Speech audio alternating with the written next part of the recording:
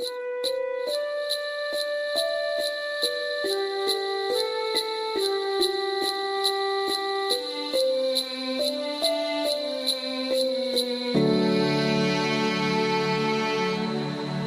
esta mañana la iglesia con la paz del Señor. Vamos a abrir nuestras Biblias en el Evangelio según San Lucas, capítulo 2, y vamos a dar lectura a los versos 29 y 30. Dice así la palabra del Señor: Ahora, Señor, despides a tu siervo en paz, conforme a tu palabra, porque han visto mis ojos tu salvación. Hermana Mercedes, diríjanos una palabra de oración. Señor, gracias te damos. Maravilloso y buen Dios, en esta mañana nos acercamos ante tu presencia, te rendimos gracias, te rendimos gloria, te rendimos toda adoración, porque tú te mereces toda alabanza, Señor. Toma tú el control, el dominio de este mensaje, de esta palabra que vamos a presentar, que seas tú hablando, manos el hombre, y que al salir de este lugar, por tu palabra y por medio de tu Espíritu Santo, nosotros también, Señor, podamos anunciar las buenas nuevas de salvación, para que todo aquel que en Él crea no se pierda, sino que tenga vida eterna. Amén. Pueden tomar asiento, amados hermanos. Damos gracias al Señor porque Él nos tiene reunidos en esta mañana en que el mundo, no solamente cristiano, podríamos también decir el mundo religioso, el mundo secular también, recuerda, conmemora, celebra la Navidad. Nosotros como cristianos sabemos que el 25 de diciembre no es el día en que el Señor Jesús nació en aquella aldea, en aquel poblado, en aquella ciudad, la ciudad de David, la ciudad de Belén. Pero el cristiano siempre tiene que mantener, o siempre tiene que tener presente que un día en la ciudad de David nació un Salvador, que es Cristo el Señor. Eso veíamos el domingo pasado por la noche. Pero siempre tenemos que estar hablando. Y si el mundo de una u otra manera recuerda, celebra, conmemora, cuánto más nosotros que tenemos la verdad, cuánto más que a nosotros nos ha sido anunciada la verdad y la hemos recibido, la verdad del Evangelio. Por eso es que estamos estudiando el libro de Lucas. No solamente estaremos estudiando la escena de la Navidad, sino que estaremos estudiando el libro, si el Señor así nos permite, todo este Evangelio. Y vamos a continuar nuestro estudio. Hoy vamos a meditar desde el verso 21 al verso 39. Y cuando usted y yo leemos estos versos, los versos de 21 al 39, vamos a notar algunos acontecimientos en las primeras semanas de aquel pequeño bebé de Belén, es decir, nuestro Señor y Salvador Jesucristo. Jesús nació en el tiempo de la ley. Pablo dice que Jesús nació bajo la ley, y no solamente que bajo la ley, sino en el cumplimiento de la ley.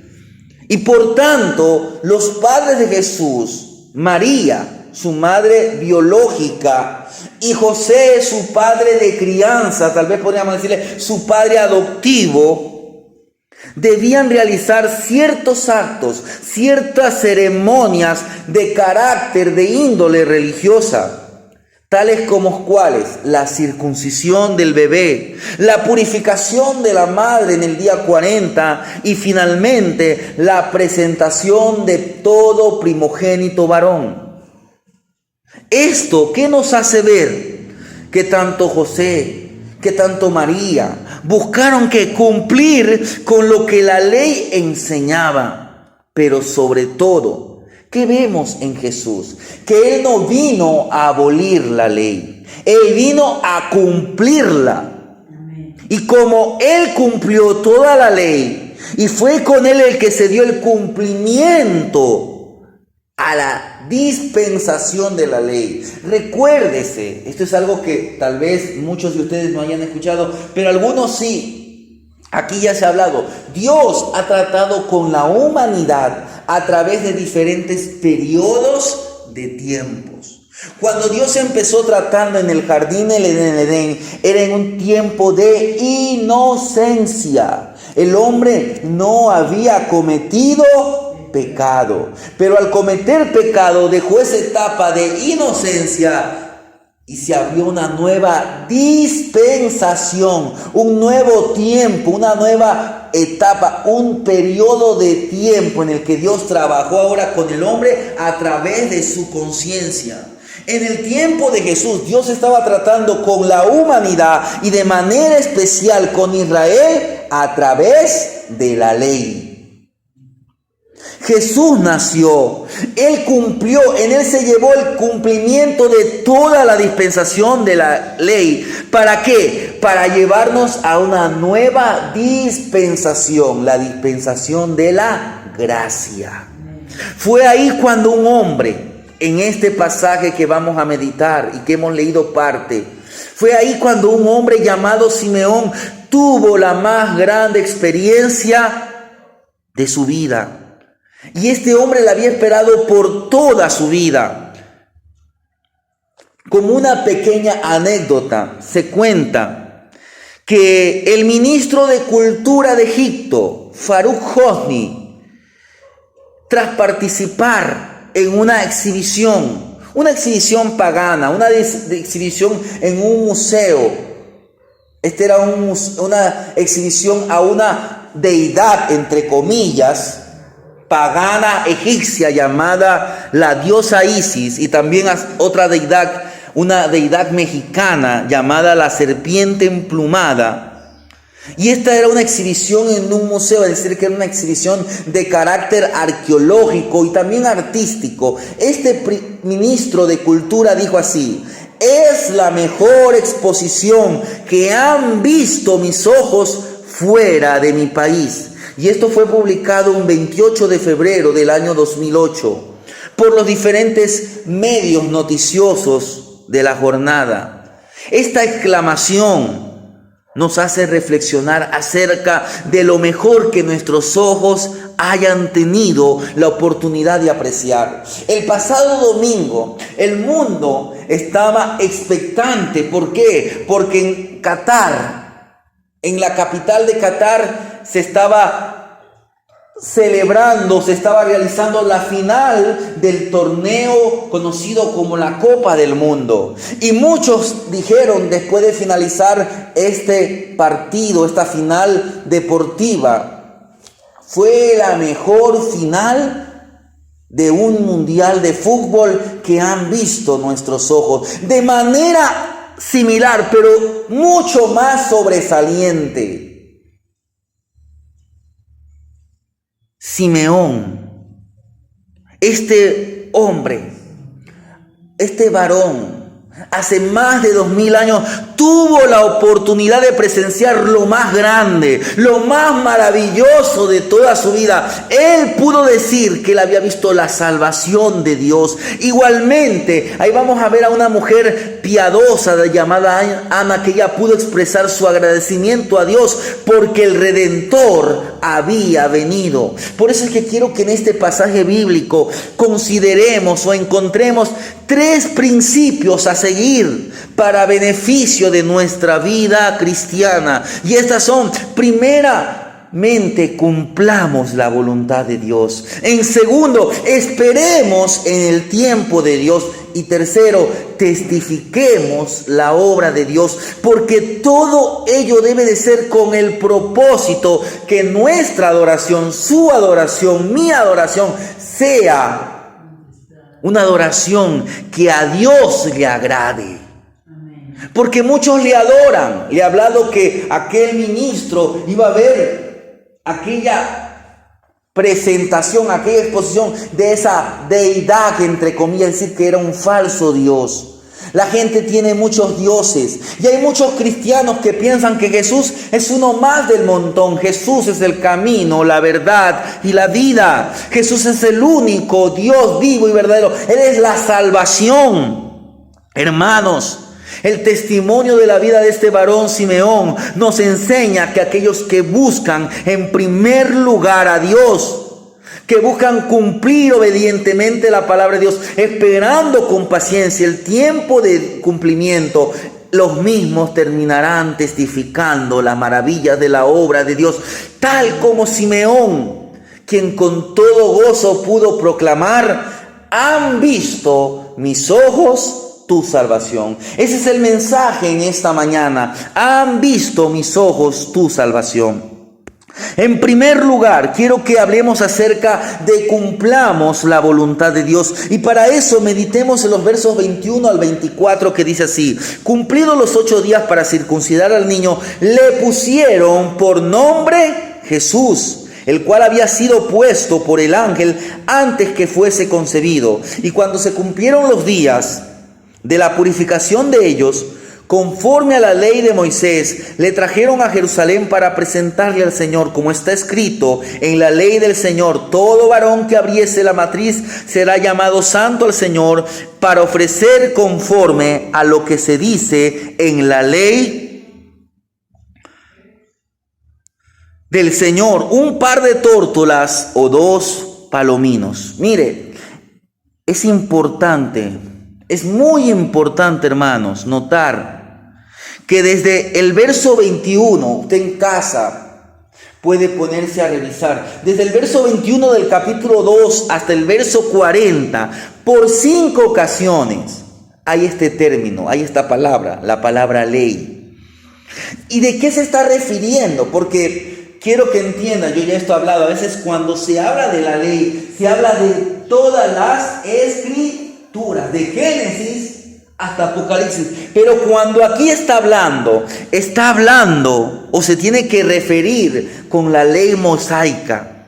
En otras palabras, con la ley que le fue dada a Moisés, donde vemos la ley moral de Dios, la ley civil, pero también vemos la ley ceremonial. Y aquí tiene que ver con la ley ceremonial. Porque aun cuando Cristo vino para liberar a su pueblo de la esclavitud a la ley, Jesús vino bajo la ley y la cumplió obedeciendo todos sus mandamientos. Mire lo que Pablo nos dice en Gálatas capítulo 4, del verso 3 al verso 7, dice así: pero cuando vino el cumplimiento del tiempo, Dios envió a su Hijo, nacido de mujer y nacido bajo la ley, para que redimiese a los que estaban bajo la ley, a fin de que recibiésemos la adopción de hijos. Y por cuanto sois hijos, Dios envió a vuestros corazones el Espíritu de su Hijo, el cual clama: Abba, Padre. Así que ya no eres esclavo, sino hijo, y si hijo, también heredero de Dios por medio de Cristo. Jesús no vino a abolir la ley, sino a cumplirla cabalmente. Hoy nosotros en Cristo ya no estamos bajo la ley ceremonial. Ya Él cumplió toda la ceremonia.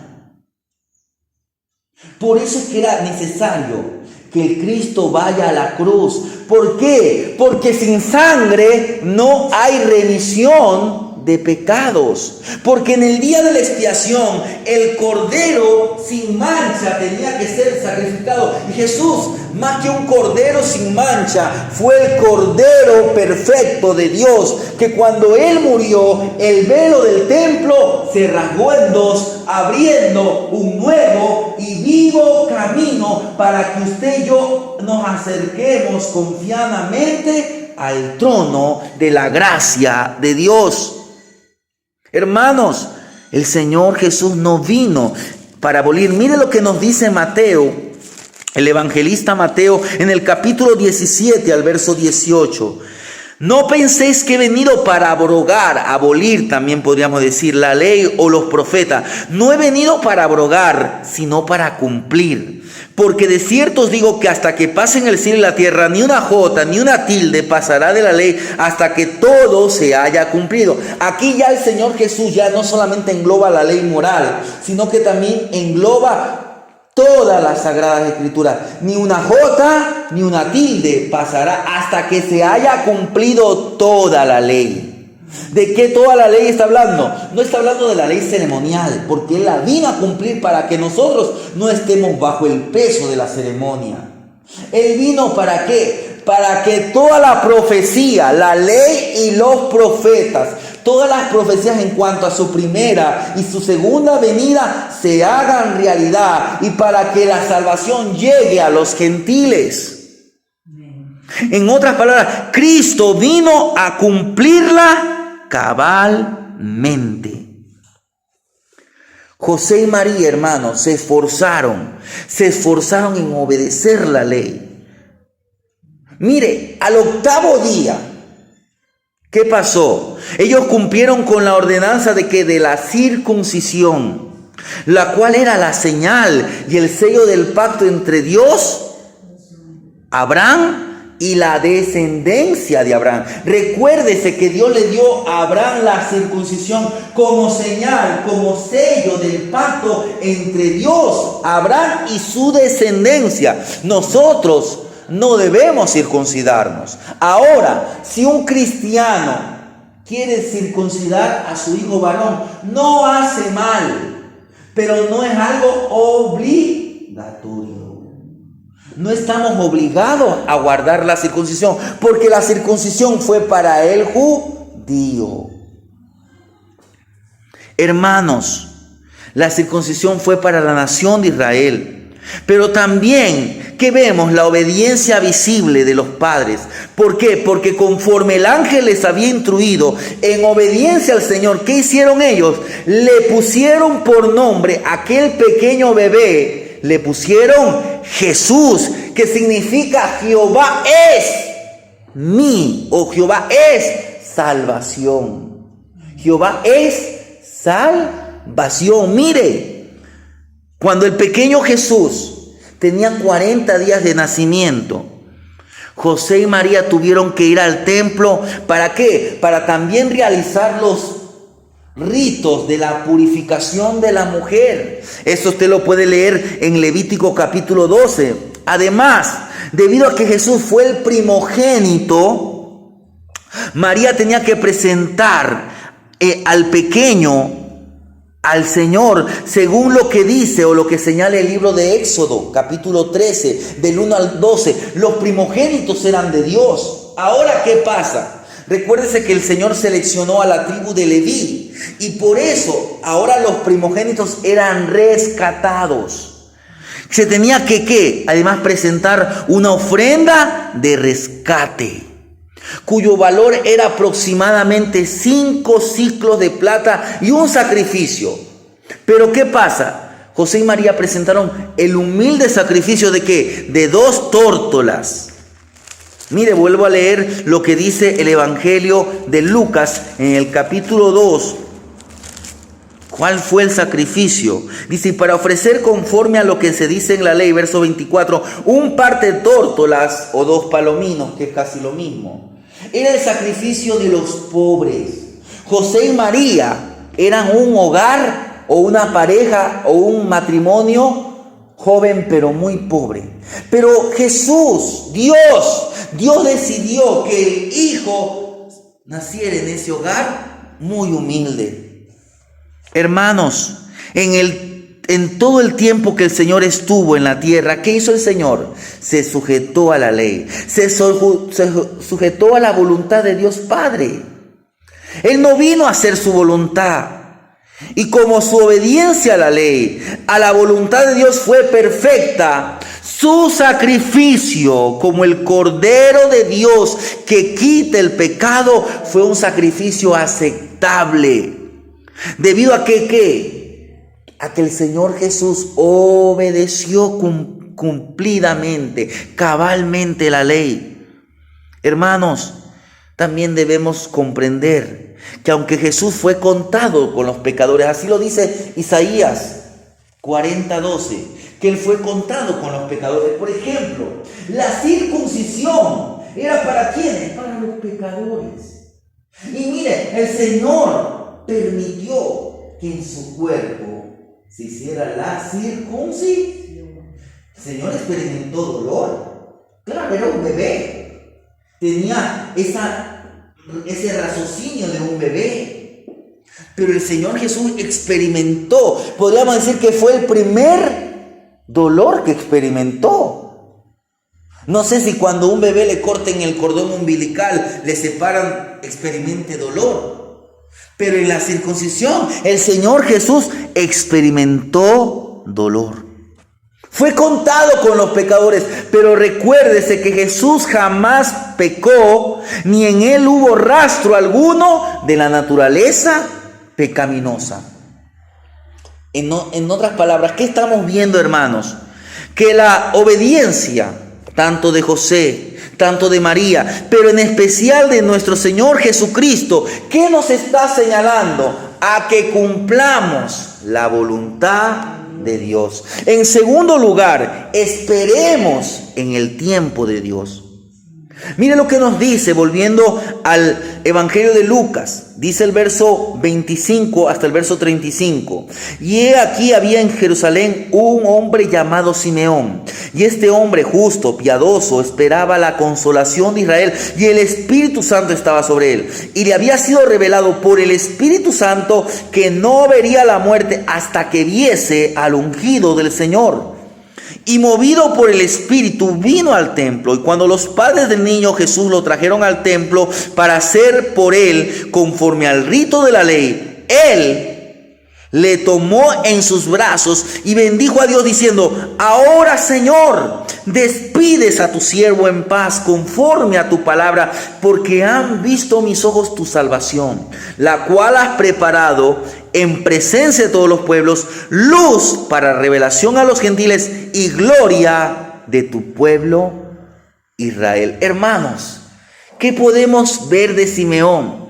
Simeón era del fiel remanente judío. No eran muchos los que estaban esperando, según las Escrituras. Israel quería un Mesías, pero no conforme a las Escrituras.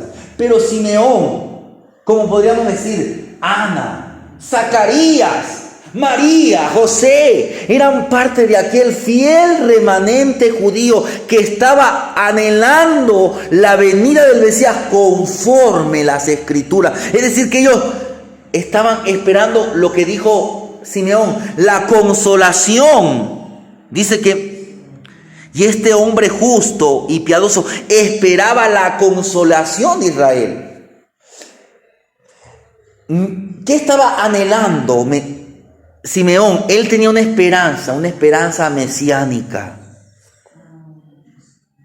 Mire lo que dice Malaquías, capítulo 3. Recuérdese que Malaquías es el último libro del Antiguo Testamento. Y Malaquías capítulo 3, el verso 16 al verso 18 dice así: entonces los que temían a Jehová hablaron cada uno a su compañero, y Jehová se escuchó y oyó, y fue escrito libro de memoria delante de él para los que temen a Jehová y para los que piensan en su nombre. Y serán para mí especial tesoro, ha dicho Jehová de los ejércitos, en el día que yo actúe, y los perdonaré como el hombre que perdona a su hijo que le sirve. Entonces os volveréis y discerniréis. Mire, este hombre tenía discernimiento. La diferencia entre el justo y el malo, entre el que sirve a Dios y el que no le sirve. Miren, por lo que nos dice Simeón, él dice en el verso 29, ahora despides a tu siervo. En otras palabras, ahora puedo morir en paz. ¿Qué podíamos entender? Que Simeón era un hombre de edad avanzada, pero este hombre piadoso, este era un hombre piadoso. ¿Qué notamos? En él una íntima comunión con el Espíritu Santo, porque dice que movido por el Espíritu Santo se dirigió al templo. Era un hombre dispuesto a bendecir y adorar, porque dice que bendijo, alabó a Dios. Y era un hombre dispuesto a la espera de su Salvador. Mire, era un hombre a la expectativa. Simeón, por la dirección del Espíritu Santo, se gozó en ver a su Salvador. Pero no solo era su Salvador, era el Salvador del mundo, quien traía revelación a los gentiles, gloria a Israel. Su espera paciente le permitió tener la experiencia de mirar con sus propios ojos. Y no solamente, mire, qué privilegio. No solamente que lo vio, sino que dice que lo cargó. Un ratito se lo pidió a José y a María, y él lo cargó y alabó a Dios. Mire, cargar al autor, al creador de los cielos y la tierra, al autor de la vida, al verbo encarnado. Además, Simeón profetizó. Mire lo que él profetiza. Y José y su madre estaban maravillados de todo lo que se decía de él. Y los bendijo Simeón y dijo a su madre: mire, he aquí, este está puesto para caída, para levantamiento de muchos en Israel, y para señal que será contradicha, y una espada traspasará tu misma alma, para que sean revelados los pensamientos de muchos corazones. Hermanos, Simeón profetizó sobre el Mesías. Señaló que sería la piedra angular, que sería desechada por los edificadores, como lo dice el salmista en el Salmo 118, el verso 22. También como una señal, es decir, como un milagro de la revelación divina. Pero ¿qué pasaba? ¿Qué iba a pasar con este milagro? ¿Qué iba a pasar con esta señal de la revelación divina? Recuérdese que la gente pedía señal. Y el Señor les respondía: esta generación perversa demanda señal, pero la señal que les será dada es la señal del profeta Jonás. Pero es que Jesús era la señal. Él era la señal, el milagro de la revelación divina. Pero muchos estarían en su contra. Y esto supuso para María, para la madre de Jesús, un tremendo sufrimiento, aflicción. ¿Hasta qué? Hasta llegar al momento cumbre, que fue al pie de la cruz, donde una espada traspasaría a su misma alma. Fue para María tremendo dolor ver aquel niño de Belén, aquel niño que lo había tenido en su vientre por 9 meses, aquel niño que lo había cuidado, que le había dado el seno materno, que le había alimentado, que le había ayudado a dar sus primeros pasos, aquel niño que tal vez le leyó la ley, aquel niño con el que jugó, que le hizo tal vez su ropita. Fue un dolor para María verlo en la cruz. Pero hermanos, todo esto fue revelado por este hombre, por el Espíritu Santo a través de este hombre. ¿Pero qué hizo María? María dice que guardó, meditó. Ella meditaba. Recuérdese que dice el verso 19, pero María guardaba todas estas cosas en su corazón. María meditó, guardó estas palabras, y hasta que un día las pudo llegar a entender y asimilar. Ella estuvo esperando en el tiempo de Dios. Tal como ¿quién? Tal como Simeón, María y los diferentes fieles siervos de Dios debemos comprender que aquellas promesas divinas, aquellas inquietudes que tengamos, el Señor nos las va a aclarar, nos las va a responder o nos las va a otorgar con el anhelo que Él tiene para nosotros. Pero ¿qué tenemos que hacer nosotros, hermanos? Estar a la espera. El Señor va a responder, va a otorgar, pero ¿qué? Si con paciencia esperamos en el tiempo de Dios. Testifiquemos en tercer lugar la obra de Dios. ¿Qué nos dicen los versos 36 al 39? Estaba también allí Ana, profetisa, hija de Fanuel, de la tribu de Aser, de edad muy avanzada, pues había vivido con su marido 7 años desde su virginidad, y era viuda hace 84 años, y no se apartaba del templo, sirviendo de noche y de día, con ayunos y oraciones. Mira, esta mujer era una mujer de ayuno y oración.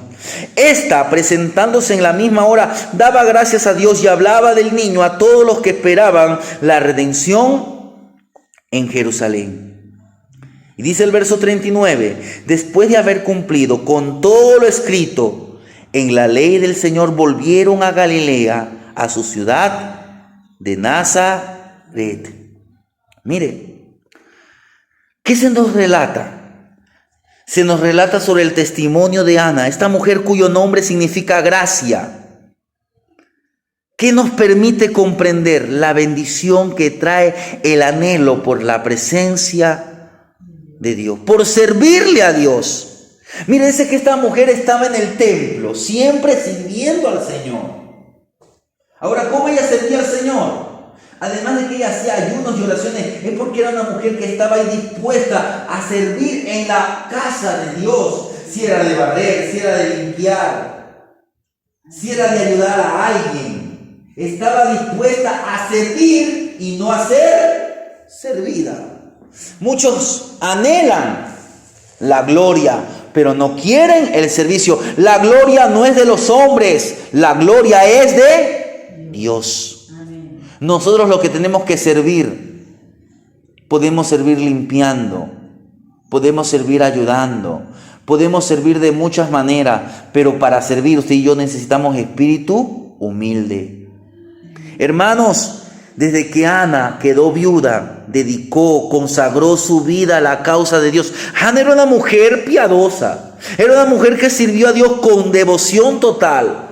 Su relación con Dios era una relación cercana y por eso es que ella demostró su amor a Jesús, su deseo de testificar a otros. Ella testificó a otros acerca de Jesús, acerca de aquel pequeño bebé llamado Jesús. ¿Qué estaba en aquel pequeño bebé? Estaba la redención de Israel. Una vez que el pecador ha tenido un encuentro con el Salvador, con el Redentor del mundo, no puede ser igual, hermanos. Porque un encuentro con Cristo, una relación de amor, lo cambia todo. Un encuentro con Cristo nos lleva a que testifiquemos la obra de Dios. Para finalizar, quiero recordar algo acerca de Simeón. Él estuvo aguardando con paciencia, aguardando con esperanza. Dice el verso 25 nuevamente del capítulo 2. Y aquí había en Jerusalén un hombre llamado Simeón, y este hombre justo, piadoso, esperaba la consolación. Recuérdese que estábamos de la esperanza mesiánica, la consolación de Israel, y el Espíritu Santo estaba sobre él. Tal vez usted haya visto una película que se llama Siempre a tu lado.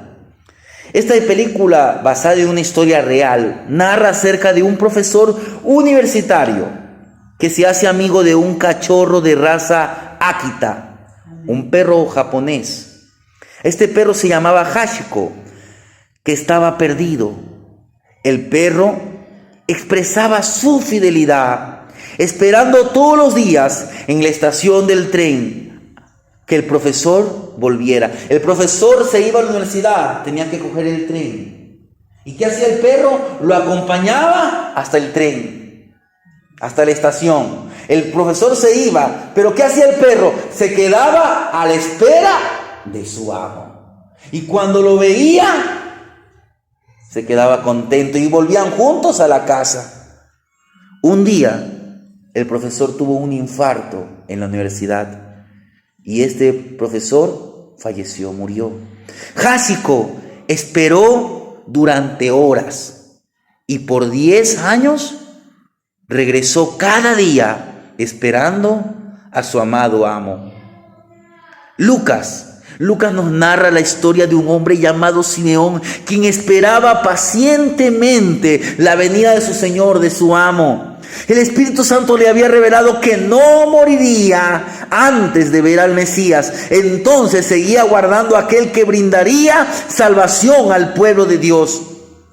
Cuando María y José entraron en el templo con Jesús, el Espíritu Santo le susurró a Simeón que él era el Mesías. La espera había terminado. Simeón tomó en sus brazos a Jesús, esperanza, salvación y consuelo para todos los pueblos. Hermanos, si estamos en un periodo de espera, escuchemos las palabras del profeta Isaías, el que dijo: los que esperan al Señor tendrán nuevas fuerzas, levantarán alas como las águilas, correrán y no se cansarán, caminarán y no se fatigarán. Mientras esperamos que Jesús vuelva, Él nos da fuerzas necesarias para cada nuevo día. Para concluir este mensaje, cuando conocemos íntimamente la verdad, aquella verdad que nos ha sido anunciada, producirá que nuestro espíritu se regocije en nuestro Salvador. Para ello, tenga presente que un verdadero encuentro con Cristo, una vida de relación e intimidad junto a Cristo, es la experiencia del nuevo nacimiento. Es proclamar, como ya dijimos días atrás, que ha nacido en nuestras vidas el gobierno del Salvador del mundo, y que ahora nuestra vida se distingue porque buscamos que su bondad, que su voluntad se cumpla en nuestras vidas, porque estamos como Simeón a la espera del tiempo de Dios, y mientras tanto no dejamos de testificar lo que hemos visto y oído, y por la fe en la palabra de Dios podemos decir: han visto mis ojos tu salvación. Amén.